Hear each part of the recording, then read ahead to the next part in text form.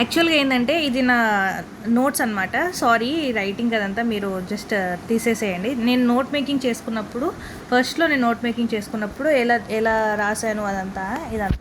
So నేనేం చెప్పాను, మనకు ఎర్త్ గురించి తీసుకున్నప్పుడు దాని నోట్స్ ఎలా రాసుకోవాలి అని చెప్పాను కదా. సో క్రస్ట్ ఉంటుంది మనకి ఎర్త్‌కి and crust, mantle and core ఉంటాయి. ఈ 3 పార్ట్స్ ఉంటాయని మనకు నార్మల్‌గా తెలుసు. సో క్రస్ట్ అండ్ మ్యాంటల్‌కి, కోర్‌కి మధ్యలో కొన్ని ఏమంటారంటే డిస్కంటిన్యూటీస్ ఉంటాయన్నమాట. సో ఈ డిస్కంటిన్యూటీస్ అనేటివి వాళ్ళు మనకు స్టాండర్డ్ బుక్స్లో కొన్నిసార్లు మెన్షన్ ఉంటుంది, లేకపోతే ఎన్సీఆర్టీస్లో ఉంటుంది.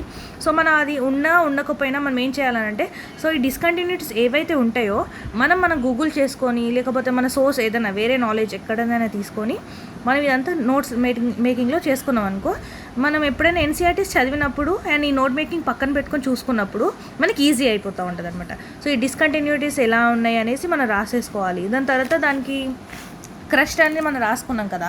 సో ఆ క్రస్ట్కి మనకు ఆ డెన్సిటీ ఎంతవరకు ఉంటుంది అండ్ దాని తర్వాత ఆ థిక్నెస్ ఎంత రేంజ్ ఉంటుంది, దాని వాల్యూమ్ కానీ దాని మాస్ కానీ ఇలాంటివన్నీ మనం ఫస్ట్ ఏంటంటే రాసుకున్నాం అనుకోండి. సో అది ఈజీగా ఉంటుంది. నోట్ మేకింగ్ చేసుకున్న తర్వాత మనం ఫాలో అవుతూ ఉంటాయి ఎన్సీఆర్టీస్. ఒకసారి మనం ఎంత కదనే ఎన్సీఆర్టీస్ మస్ట్ అండ్ షుడ్ అనమాట యూపీఎస్సీ మనం ఎగ్జామ్ రాయాలి అని అంటే. సో ఈ దీంట్లో మనకు ఈ నోట్ మేకింగ్ అనేది ఈజీగా ఉంటుంది రాసుకోవడం వల్ల. సో ఇట్లా ప్రతి ఒక్కటి కూడా మనం ఇలా నోట్ మేకింగ్ చేసుకున్నప్పుడు ఇది సెకండ్ చాప్టర్కి వెళ్ళిపోయాను నేను, థర్డ్ చాప్టర్కి వెళ్ళిపోయాను సారీ.